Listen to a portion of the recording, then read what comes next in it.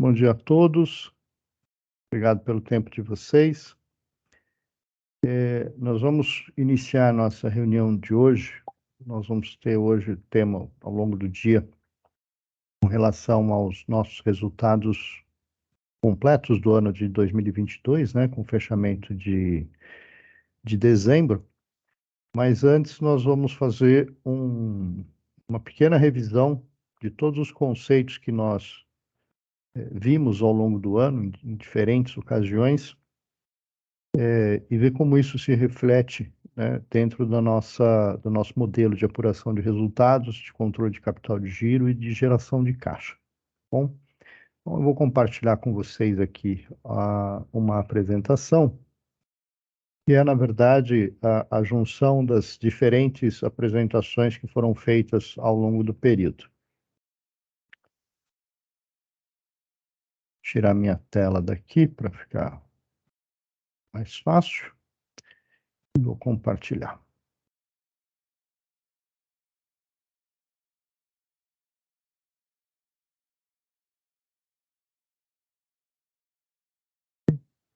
Bom, nós viemos, desde o início do ano passado, falando muito sobre a questão do capital de giro, da importância do capital de giro dentro do negócio.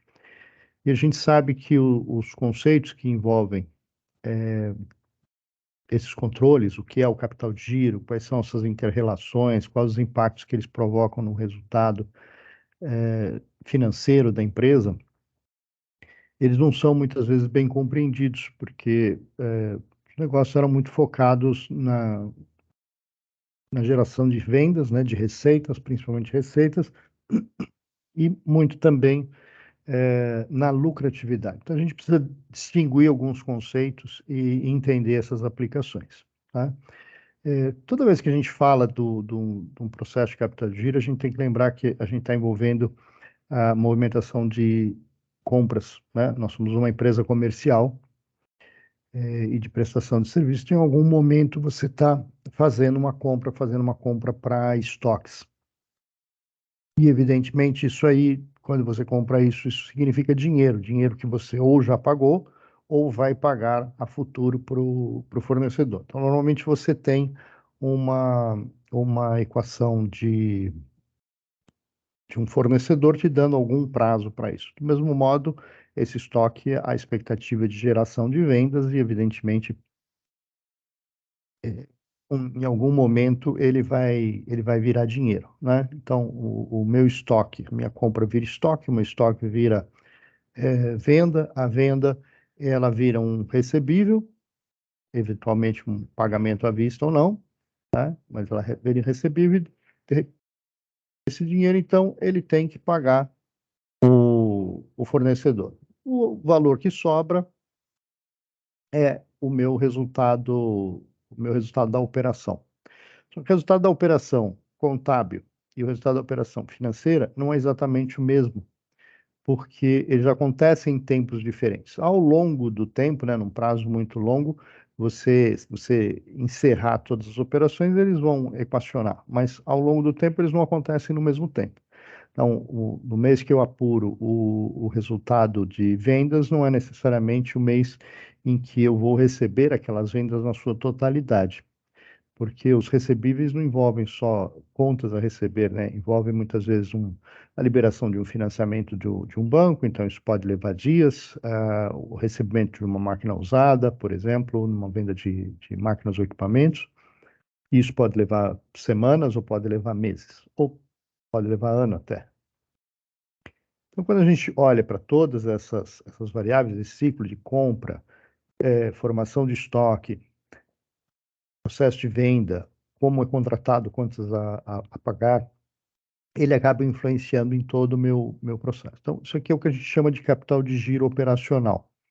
É em cima do capital de giro operacional que a gente vai avaliar o quanto custa manter esta operação funcionando, ou seja, quanto de dinheiro eu tenho que ter envolvido nessa operação para efetivamente poder entender qual é a verdadeira rentabilidade do negócio. Então, essa estrutura a gente chama de estrutura de capital. Então, podem fechar o microfone, por favor. A estrutura de capital, que é um balanço,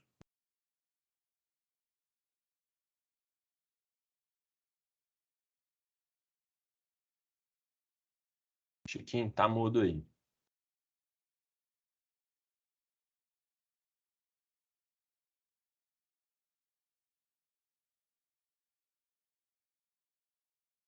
Tá mudo, viu, Chiquinho?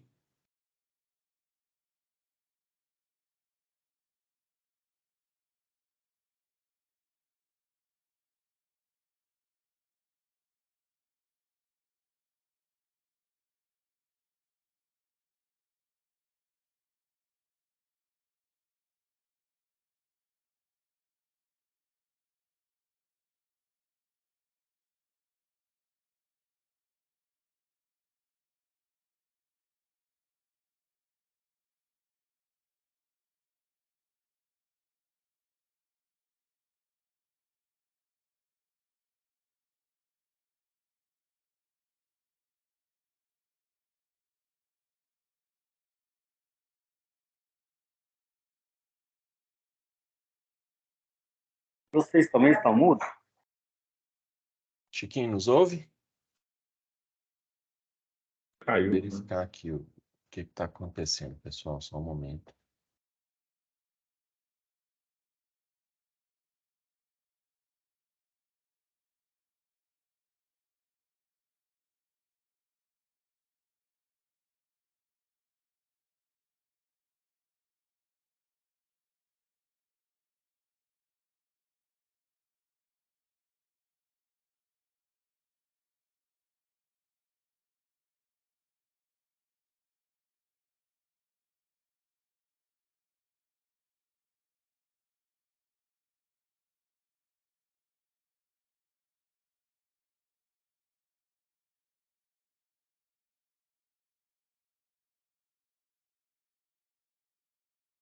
Oi, Voltou? Estamos te ouvindo, Chiquinho. tá, acho que houve algum problema aqui com a conexão, de repente entrou um som no meu áudio aqui, não sei se houve algum conflito. Não, o som foi da reunião. O som foi da reunião. Tá, então vou só fechar minha câmera aqui e vou voltar a compartilhar onde a gente estava, tá?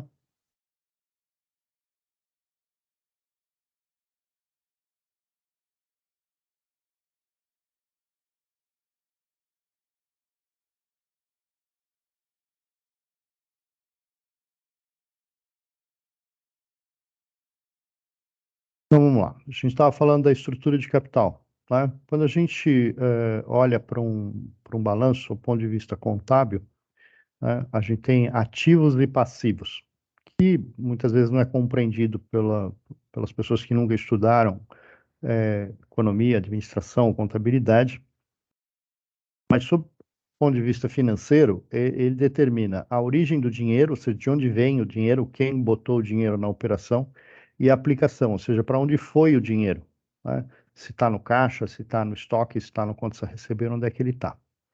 Então, quando a gente olha para essas contas, a gente acaba entendendo um pouco melhor qual é o capital que está em risco. Então, no ativo a gente tem caixa, a gente tem contas a receber, ele é organizado numa ordem de liquidez, ou seja, do mais líquido para o menos líquido, né? Então, caixa é mais líquido que um contas a receber, o contas a receber é mais líquido que um estoque, porque o estoque tem que ser vendido para virar contas a receber, para virar caixa, né? O contas a receber tem que ser recebido para virar caixa. E toda a estrutura de ativo permanente. Tem outras contas aí de detalhe, imposto a recuperar, imposto a pagar, algumas coisas, mas basicamente é isso aí. O ativo permanente é imóveis, equipamentos, ferramental, computadores, o software, veículos, etc, etc, etc. Do lado da origem, né, de onde pode vir o dinheiro? Ele pode vir de banco, que é a dívida mais líquida que existe, né? Do fornecedor, que ele concede um prazo para você comprar a mercadoria para revenda, o adiantamento de clientes, quando você tem Às vezes um cliente tem interesse em um determinado equipamento, precisa ser encomendado, precisa reservar para um determinado cliente, existe a figura do adiantamento de clientes, e tem o dinheiro dos sócios, né? Ou seja, o capital social, dinheiro dos investidores e, ao longo do tempo, os resultados desse processo. Então, ele é das origens o menos líquido dos recursos, porque você, como acionista, você só recebe se tiver sobrado dinheiro, né? E se tiver liquidez suficiente para isso. O capital de giro operacional, ele se concentra naquilo que é da operação pura, tá? Ou seja, o comprar e vender, tá? Quem me fornece, se existe algum financiamento do próprio cliente através de um adiantamento, de uma antecipação, aquilo que ficou lá no meu estoque, máquina, implemento, peça, e o meu contas a receber. Quando eu olho para essa estrutura de uma forma gráfica, né, o que que eu tenho? Eu tenho uma pilha, né? Eu somo aqui o estoque, o contas a receber, e tem uma contrapartida lá que é o fornecedor, o adiantamento de clientes, e vem lá o meu capital social, né? O dinheiro dos investidores. Quem botou dinheiro dentro dessa operação, numa estrutura de capital em que não haja a necessidade de financiamento de bancos, ou seja, não é alavancado em dinheiro de banco. Quando eu tenho essa operação, o que que eu faço? Eu vou olhar lá a minha estrutura de capital. Do lado das minhas aplicações é a soma do meu estoque, do meu contas a receber. Eu tiro o que é de fornecedor e o que é de adiantamento de clientes, porque esse dinheiro não é meu, não é da minha empresa, né? O que sobra é o capital investido, tá? Então, quando eu meço o CGO, eu estou medindo qual é o capital investido do acionista nessa operação. Então, eu excluí caixa, eu excluí banco, eu fiquei exclusivamente com aquilo que é da operação. E eu excluí também aquilo que está investido no imobilizado, em prédio, em equipamento, em frota e etc. Então, é a quantidade de dinheiro do acionista que está investido exclusivamente nessa operação. Sempre lembrando que isso é dinheiro, né? Então, quando a gente fala de contas a receber, de estoque, de fornecedor de adiantamento, a gente está sempre falando de dinheiro. O que movimenta um negócio? É uma equação entre o capital de giro, o lucro e a venda. A relação entre lucro e venda é o que a gente chama de margem, né? É, isso aqui é a medida da lucratividade, tá? Então, quando a gente diz um negócio deu lucro ou não deu lucro, significa que o meu lucro, o resultado aqui do meu lucro sobre a minha venda, ele é positivo.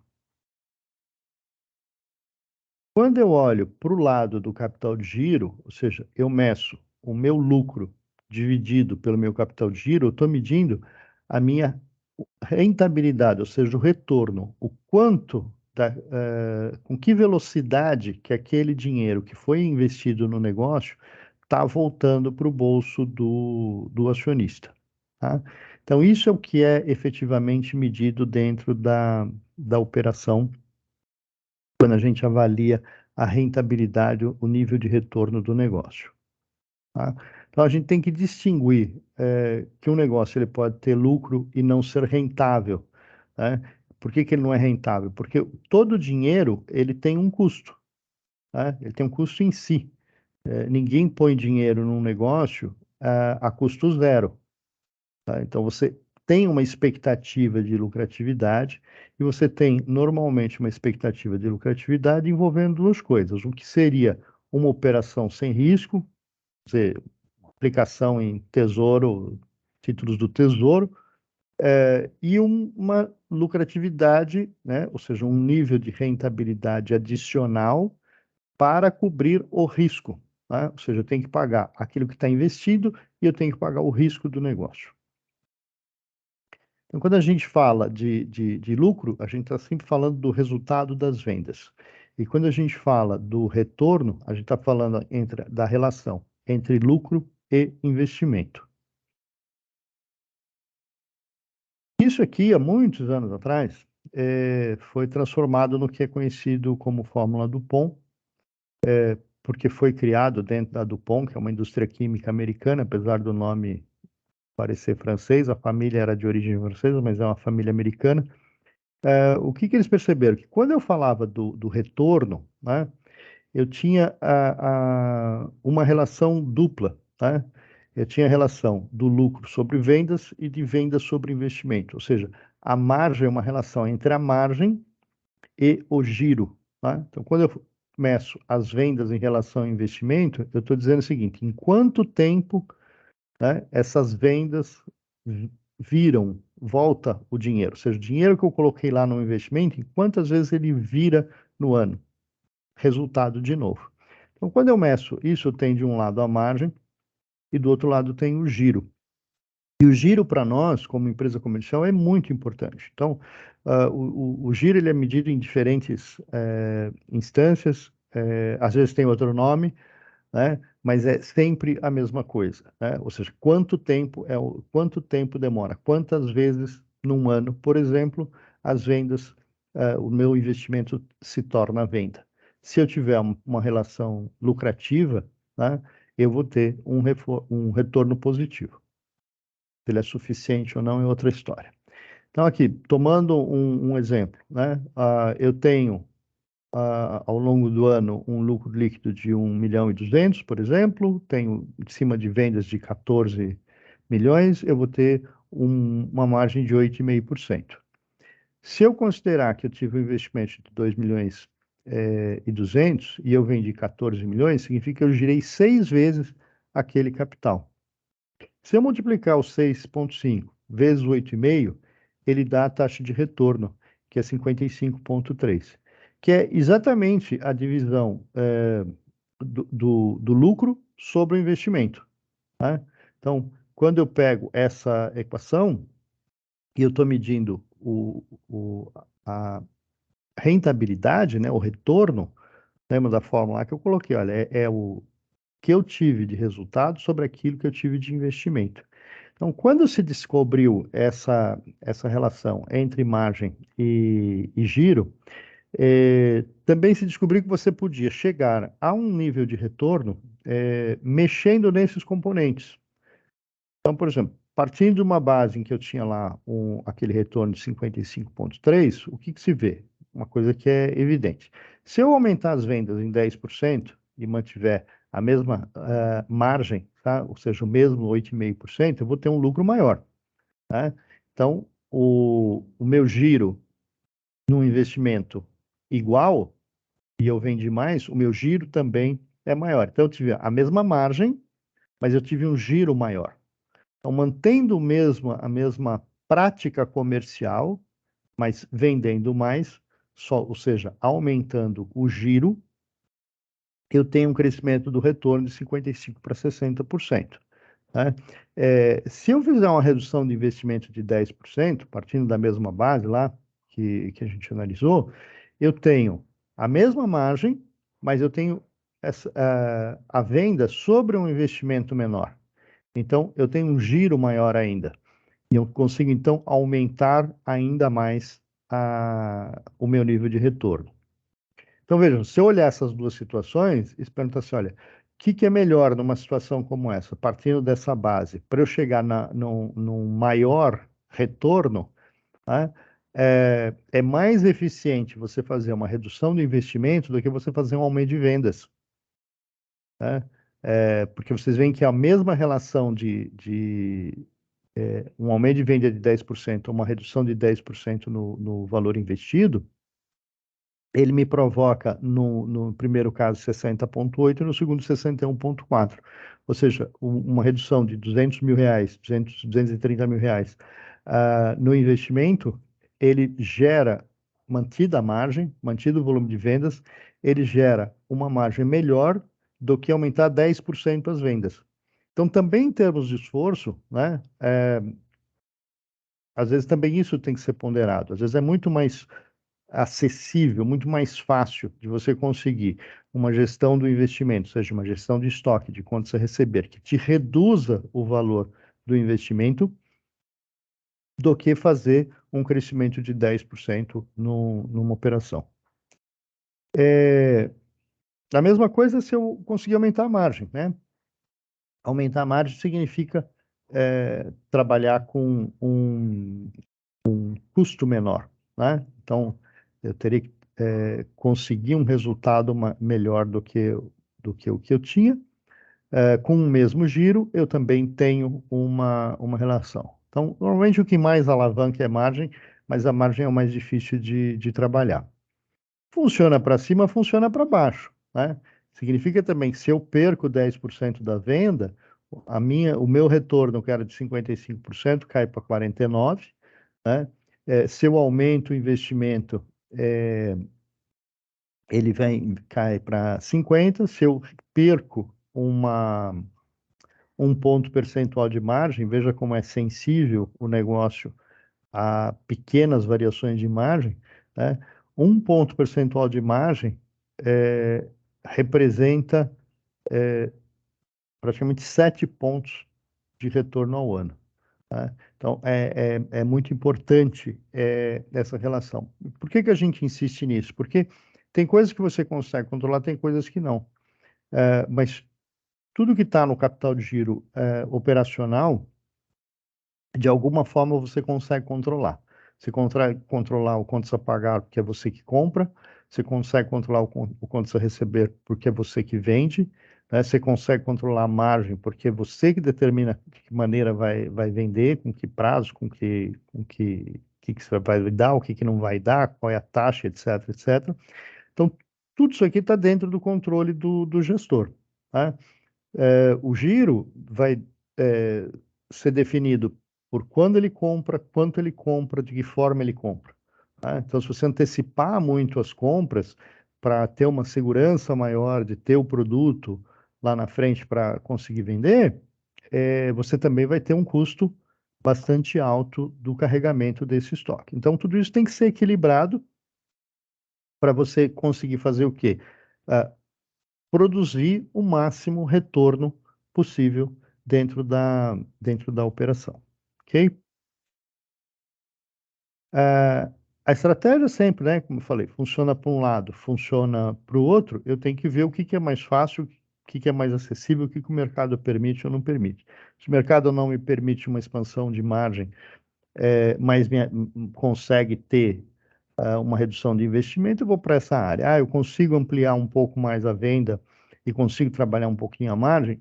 Tudo tem que ser uma combinação, tá? Nós passamos a fazer, dentro da nossa estrutura, também uma mensuração daquilo que eram os nossos resultados, e o quanto isso custava, tá? Porque quando eu falo de investimento, quando eu falo de contas a receber, contas a pagar, estoque, adiantamento de cliente, eu estou falando de dinheiro, tá? E existe um custo de capital que envolve esse dinheiro. Quando eu olhava lá para 2021, meu custo começou lá em 1,05, chegou a 1,16. Quando chegou para 2022, essa taxa foi subindo. Então, a gente teve um efeito de subida da taxa, e nós tivemos também um efeito de aumento do capital de giro. A gente faz a mensuração do custo de capital pelo valor médio investido, tá? Ou seja, a gente pega o resultado no final do mês anterior, o resultado final desse mês, e divide por 2. Ou seja, se eu tinha um estoque de 60 milhões, passei para 70 milhões, eu vou somar 60 com 70, dividir por 2, eu vou fazer o cálculo do custo por 65 milhões. Então, isso é uma aproximação do custo de capital. Lembrando que é exclusivamente aquele dinheiro do acionista que está investido no negócio específico, ou seja, em contas a receber e em estoques. Não está financiado pelo fornecedor, não está financiado por um adiantamento de clientes. Então, é dinheiro do acionista. É isso que está lá no estoque, é isso que está lá no contas a receber. Quando eu tenho essa exposição do dinheiro, eu tenho um custo de capital. O que a gente adotou como custo de capital? A taxa de atacado da montadora para a gente. Ou seja, se eu tiver que comprar da montadora e estourar o prazo que ela me dá para pagamento sem juros, eu tenho que pagar uma taxa de juros para ela. Tá? Então a acionista falou, olha, eu preciso disso pelo menos como um custo de capital, ou seja, tem que deduzir isto, uma atualização do dinheiro, porque se ele não tivesse aquele recurso aplicado, ele teria que usar o dinheiro da fábrica, ou teria que usar o dinheiro de um banco. Tá? Então, essa foi a taxa que foi determinada ao longo do tempo. Então, isso gera um custo de capital que é deduzido do resultado que é apurado contábil. Tá? Essa taxa, ela não é contábil, ela acaba se refletindo de outras formas. Ela é uma perda de oportunidade. Se esse dinheiro não tivesse aplicado aqui, estaria aplicado em outra coisa, estaria rendendo em outro lugar. Tá? Então, essa a intenção de remuneração mínima do capital. Então, isso aqui não tem risco. Isso aqui não tem nenhum tipo de remuneração sobre o restante dos investimentos, ou seja, não tem prédio, não tem máquina, não tem equipamento, não tem elevador, não tem picape, não tem carro, não tem nada disso. É exclusivamente estoque e contas a receber. Quando a gente falou também da questão do capital de giro, a gente tem que pensar que, como gestores, nós temos que buscar estratégias de otimização, tá? Ou seja, eu tenho que trabalhar no sentido de conseguir ter um resultado que produza lucro, evidentemente, e que produza o máximo retorno possível para o investidor. Por que eu preciso gerar isso para o investidor? Porque eu tenho uma necessidade de reinvestimento. Uma empresa só cresce se ela produzir, se ela reinvestir. Para ela reinvestir, ela tem que pagar o seu custo de capital, o risco de acionista e tem que sobrar dinheiro. Né? Se não cumprir essa equação, o acionista ele perde o interesse em continuar investindo no negócio. Quando a gente fala das questões de otimização, a gente tem que pensar em duas coisas distintas, né? Como eu falei, o giro ele pode ser medido em dimensões distintas. Então, o giro físico não é exatamente o giro financeiro. E aqui a gente vai dar alguns exemplos para que isso fique claro, tá? Quando a gente fala de giro físico, a gente está sempre falando das quantidades, né? Quando a gente fala do giro financeiro, a gente está falando sempre do valor. Ou seja, eu tenho uma quantidade de máquinas no meu estoque lá, de uma quantidade de tratores, né? Eu vendo uma quantidade de tratores, essa relação é uma relação em quantidade, vai ser medida como um giro físico. O giro financeiro eu tenho um determinado valor investido no estoque e eu vendo um determinado valor. Essa relação entre o dinheiro da venda e o dinheiro do estoque, ele me dá o giro financeiro. Então, em ambos ele faz uma representação de rotação, ou seja, em quanto tempo que o dinheiro volta, né? O tempo médio de permanência no estoque físico do produto é a rotação das mercadorias. Quando eu falo para isso em valor, eu estou falando de quanto de dinheiro, né? Quanto tempo aquele dinheiro demora para voltar para mim, para o meu bolso, né? Essa é a realidade como investidor, pensando como investidor. Nessa relação, quando a gente falar de giro, dentro dos indicadores, a gente está sempre falando do financeiro, tá? A gente não está falando do físico, mas é importante entender o físico, porque em estratégias de cobertura, né, de estoque, de demanda, a gente tem que prever uma cobertura física, né, da peça, da máquina, do implemento. Não adianta eu ter um valor investido na máquina errada, né?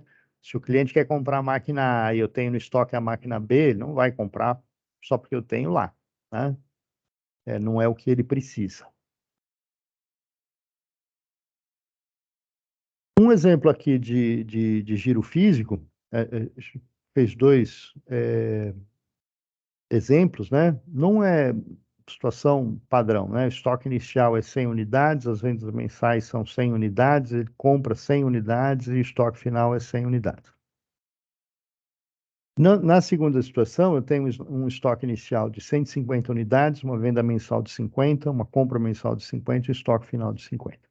Quando eu faço os cálculos são bastante simples, né? Primeiro é feito aqui em cima do estoque médio, né? Para medir a velocidade de giro, né? Eu tenho estoque médio somado aqui de 150, ou seja, o produto A mais o produto B, me dá um giro físico anualizado de 7,20, né? Por quê? Eu vendendo aquilo ao longo do ano, eu tenho 12 vezes as vendas de 150 dividido pelo meu investimento médio ao longo do ano, que é de 250. Ou seja, não é 250, mas 250, mais 250. Ele me dá um giro anualizado de 7,20. Quando eu vou para o dinheiro, a coisa muda, né? Então, vamos imaginar que meu produto A, eu tenho um preço de compra de R$ 15 e um preço de venda de R$ 19,74. Ou seja, isso aí produz uma margem de 24%. No produto B, a minha margem é de 17%, e o valor é muito maior. Tem um preço de compra de 250 e um preço de venda de 301. Quando eu faço a mesma conta para o financeiro, né, o giro ele é menor, tá? Porque eu tenho uma concentração de estoques muito maior em um item que gira mais lentamente, né? Então, na verdade, o produto A, ele gira 12 vezes no ano e o produto B, ele gira 6 vezes no ano, né? Ah, 3 vezes no ano, na verdade, né? Porque são 50 sobre 150. Então, ele gira muito mais lentamente, e tem um resultado de dinheiro com a margem menor e com um custo de investimento maior. Então, eu acabo apurando um giro financeiro diferente, né, daquele que é o meu giro físico. Isso às vezes confunde, porque muitas vezes o que se vê lá no sistema, né, a cobertura da peça, ela é uma cobertura física, ou seja, quantos dias de venda daquelas peças ou daquela máquina eu tenho ao longo do ano. Tá? Para fins de custo de capital, o que vale é o financeiro, porque não interessa a quantidade de peça ou de máquina ou de implemento que está no estoque, mas sim quanto dinheiro está envolvido nessa operação.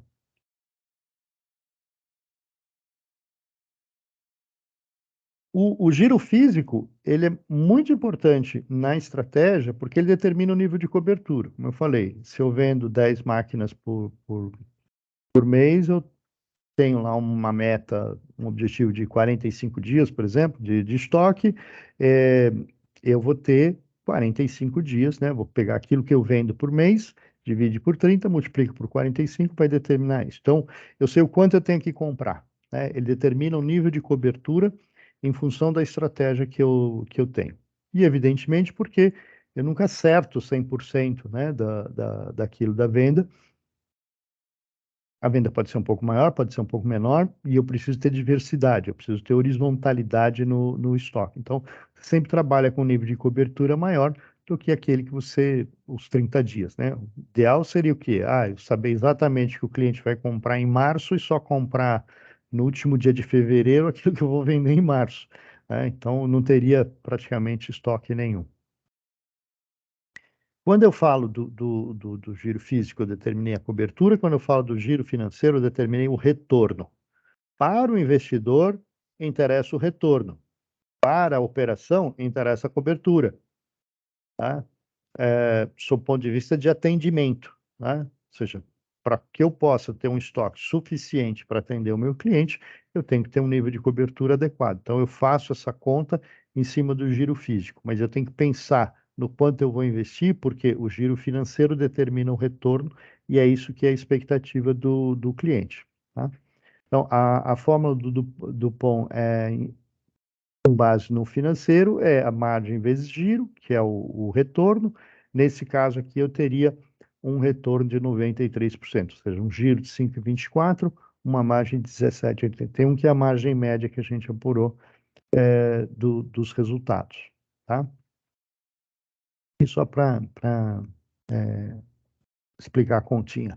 E aqui também ver aquela simulação que a gente fez, aquele exercício que a gente fez. Olha, se eu aumentar a venda, se eu diminuir o investimento, se eu aumentar a margem, aqui a gente vai fazer a mesma coisa para os dois produtos, né?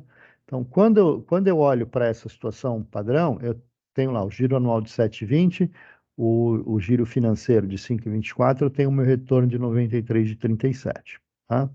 Quando eu olho para o giro anual, a gente percebe, olha, eu tenho giros distintos. Eu tenho um produto A que gira 12 vezes, eu tenho um produto B que gira 4 vezes. Então, eu tenho um produto que está pesando muito mais dentro da minha estrutura em termos de estoque, né?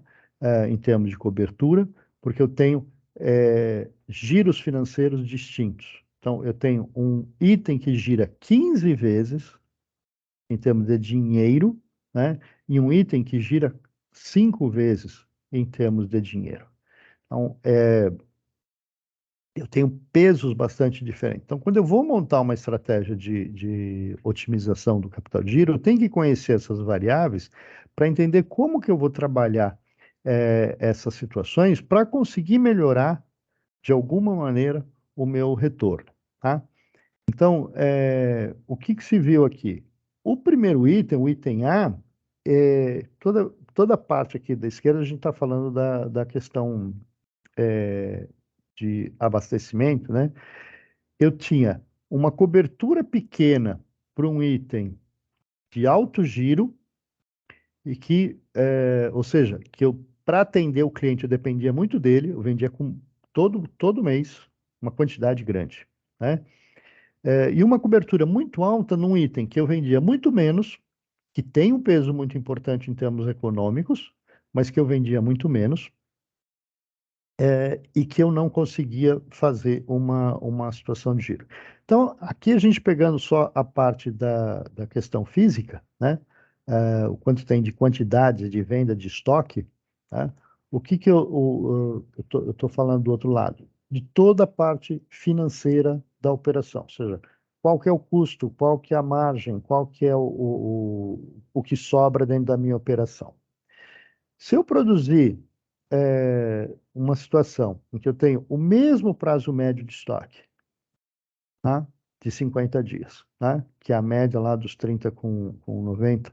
Na situação de baixo, eu mudei os estoques médios de 12 para 8, de 4 para 6. Né? Eu continuo com o mesmo 7,20 de média, eu continuo com o mesmo 50 dias, mas com uma composição financeira diferente, né? Então, quando eu falo dessa situação diferente dentro da minha operação, eu tenho uma estratégia que vai me produzir giros financeiros completamente diferentes e que vão me trazer retornos completamente diferentes. Isto é o grande desafio do gestor. Como ele consegue equilibrar aquilo que ele coloca no estoque para ter um nível de atendimento adequado para a operação, sem comprometer o atendimento e produzir um resultado melhor. E veja, não houve nenhuma alteração de margem, não houve nenhuma alteração de volume de vendas, só se trabalhou as variáveis do capital de giro, né? No caso aqui, uma das variáveis do capital de giro, que é o estoque. O que que se fez?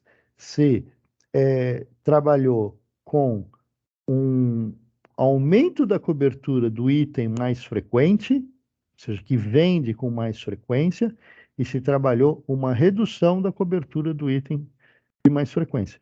Não significa que eu tenho uma cobertura baixa. Tá? Eu passei de 90 para 60 dias no item B e eu aumentei a cobertura do item A porque ele vende com muito mais frequência. Ou seja, o risco de desabastecimento é maior, o risco de eu ter uma falta é maior e, portanto, eu tenho que ter uma cobertura maior. Já um item que eu vendo com quantidades menores, eu não preciso ter aquela cobertura. Ele continua tendo uma cobertura, porque ele é muito importante na formação do valor econômico da venda, né? Ele continua tendo uma cobertura importante de 60 dias, mas ele não precisa de 90. Esta alteração, essa pequena alteração, em que aumenta a cobertura de um, diminua a cobertura do outro, faz com que eu tenha um aumento de 40 pontos ao ano. Ou seja, você tem um CDB que te rende 93% ao ano e você tem um CDB que te rende 133% ao ano. É essa a diferença, né? Se eu investir 1 milhão, a relação é exatamente a mesma. Como que eu posso fazer isso, né? A redução do investimento, ele está muito ligado à estratégia que você usa na determinação daquilo que você vai colocar no estoque, do quanto você vai dar de prazo, como é que você vai financiar o seu cliente, como que você financia suas compras, ou seja, a sua relação com o investidor, tá? A redução do investimento ele tem um outro efeito dentro da operação. Quanto mais dinheiro eu tenho na operação, mais risco eu estou tomando, tá? Então, quando eu tenho uma redução de risco, eu também tenho uma redução da exposição do acionista, do investidor, tá? Então, você com um investimento menor, você aceita uma taxa menor. Com um investimento maior, você assumindo mais risco, você também está querendo uma taxa maior, ou seja, para cobrir esse risco financeiro que você está tendo. Nessa redução de risco, que é essa proporção que a gente tem, a gente precisa trabalhar as questões da cobertura. Então, uma questão importante é a cobertura em função do valor, em função da demanda, mas também em função do valor. Então, quanto maior o valor de uma mercadoria, menor tende a ser a sua cobertura. Ou seja, porque ele pesa muito dentro dentro do meu estoque. O inverso também é verdade. Quanto mais frequente eu vendo uma peça, ou seja, mais operações essa peça me gera, mais cobertura eu vou ter que trabalhar com ela. Então, eu tenho que equilibrar essas questões da relação, trabalhar isso dentro de um equilíbrio para produzir o menor investimento possível dentro de uma operação saudável, com um bom nível de cobertura, que eu não tenha um índice grande de venda perdida, né? Que eu consiga trabalhar com encomendas, que eu consiga trabalhar com vendas casadas, com itens mais caros, que eu consiga pegar adiantamento de clientes em operações mais caras, que consiga efetivamente atuar em cima da gestão do capital de giro e não apurar o quanto foi o estoque. Ah, o estoque girou em 120 dias, aí subiu para 150 dias. O que você fez? Não sei. Ele aconteceu, né? Então, o que a gente está falando assim, a gente tem que ter um plano para fazer isso. Por isso que foi introduzido o controle inicialmente, né? Para que vocês pudessem entender todas essas relações e também para que a gente pudesse ter eh, uma apuração desse processo no nível do orçamento, né? Então, quando você trabalha essas questões buscando uma maior cobertura para itens de menor valor e uma maior cobertura para itens mais frequentes, uma menor cobertura para itens muito caros, uma maior cobertura para itens mais baratos, tá? Então, quando você faz isso aqui, você consegue produzir um giro financeiro menor do que o giro físico, tá? Tudo isso tem um outro efeito, que a gente também passou a medir ao longo do ano, que vocês acompanharam. O equilíbrio do meu capital de giro é o meu caixa líquido. Por quê?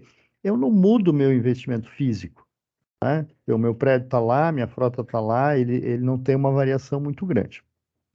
Posso ter novos investimentos, evidentemente, mas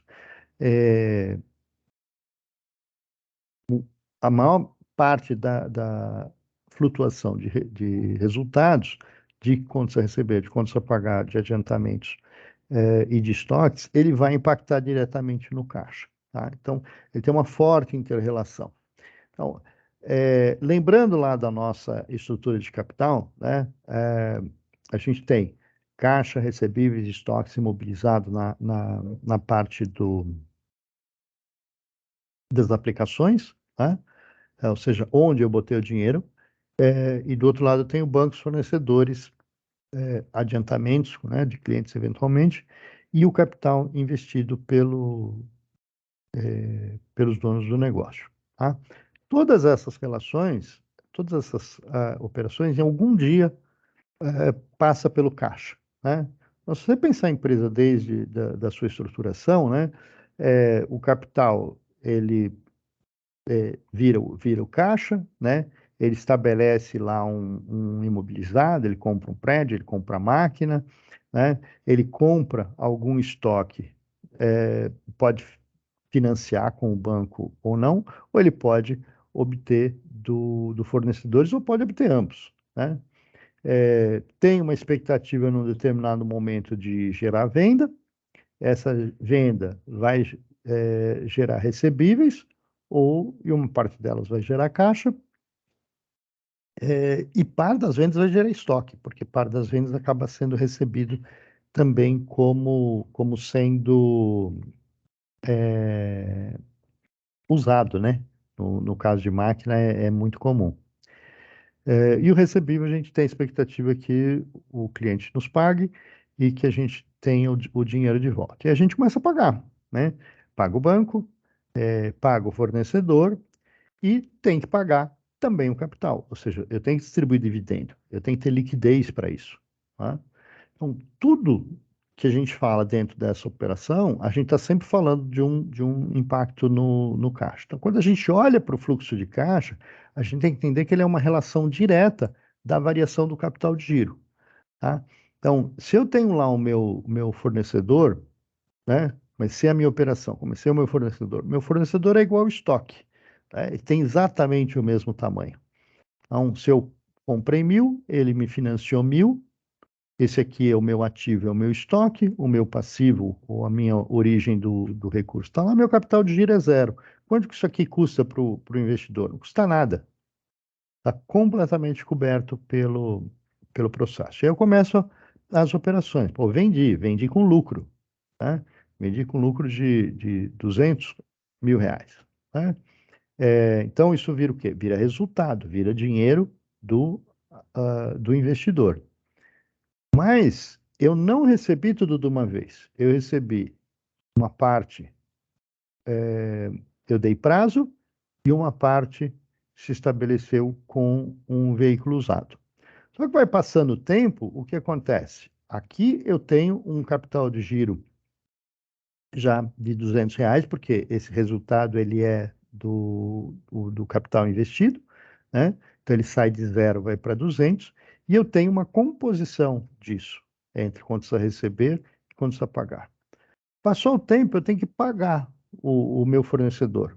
Só que eu não tenho dinheiro, porque uma parte está em contas a receber, uma parte está em veículo usado. O que eu preciso? Eu preciso de colocar capital de alguma maneira. Então, ou eu vou buscar capital do meu próprio acionista, ou eu vou buscar em banco. Seja um, seja outro, ele tem custo, né? Ele tem um custo de financiamento desse capital de giro. Então, meu capital de giro, né, nesse caso, ele passa a ser de 1.200, porque eu não tenho nenhum financiamento externo. Eu tenho zero. Então, eu saí de zero, fui para 1.200. E a minha operação é lucrativa. Eu tive 200 reais de lucro nessa operação. Então, eu não tenho uma operação não lucrativa, mas eu tenho uma operação que está ilíquida. Ela não tem liquidez, tá? Então, se a gente olha para isso ao longo do tempo, partindo aqui de uma situação, no momento 1, tá? Quando eu olho lá, fiz a venda, uma parte foi para o caixa, uma parte foi para contas a receber. uma parte eu tenho despesas a pagar. Apurei o lucro, eu tenho 3,96 de lucro, eu tenho meu CGO continua zero, porque eu continuo não tendo custo nenhum dessa operação. O meu capital de giro operacional desconsidera o caixa, então é clientes mais estoque, né? O quantos a receber mais estoque, menos o fornecedor, que é o quantos a pagar, ele continua dando zero, então não tem custo nenhum. No momento 3, eu começo a pagar despesa, então eu não tenho nenhuma mudança de operação, porque o pagamento da despesa não é a apuração da sua despesa, né? No momento 4, eu recebi aqui uma parte do cliente, mas eu tive que pagar lá a despesa, e eu acabo tendo uma variação no capital de giro. Então, vejam que nessa situação, ao pagar o meu fornecedor, os R$ 50 do meu fornecedor no momento 4, o meu caixa fica negativo, tá? Ou seja, esse dinheiro ou vem do acionista ou ele vem de banco. Ele é exatamente a variação do capital de giro. A mesma quantidade de dinheiro que mudou do impacto que ele dá no caixa é a mesma variação do resultado. Por que aqui é 25, lá é 21? Porque eu tive o lucro de 3,96. Então, o meu resultado líquido, ele abate da variação do capital de giro. Então, a variação do capital de giro menos o meu lucro líquido, ele é exatamente o valor da minha variação de caixa, tá? Isso, quando a gente olha para os nossos resultados, a gente tem as mesmas situações. A gente veio medindo isso ao longo do ano e a gente viu um consumo constante de caixa em operações lucrativas, tá? Então, quando a gente tinha e temos, né, uma situação onde eu tenho lucratividade, mas eu não tenho liquidez, eu estou colocando a operação num nível de risco muito maior do que o que ela tinha antes. E é isso que a gente busca trabalhar para o nosso orçamento agora para 2023, né? Aproveitar as oportunidades que a gente tem, os estoques que a gente tem, a capacidade de vender que a gente tem, né? De trabalhar margem, de trabalhar tudo, para entender e trazer um pouco esse capital de volta para o nosso negócio. Nós estamos com o nosso tempo já estouradinho, né? Nós vamos encerrar aqui e nós vamos continuar em cada uma das operações, aí sim olhando os resultados, as variações de caixa. E por enquanto eu agradeço aí a paciência de vocês. Quer colocar alguma coisa, Henrique, ou podemos encerrar?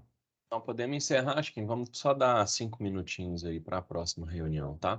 Por favor, seria excelente. Obrigado. Ok, obrigado, pessoal. Bom dia. Bom dia. Obrigado. Tchau, tchau. Bom dia a todos. Bom dia.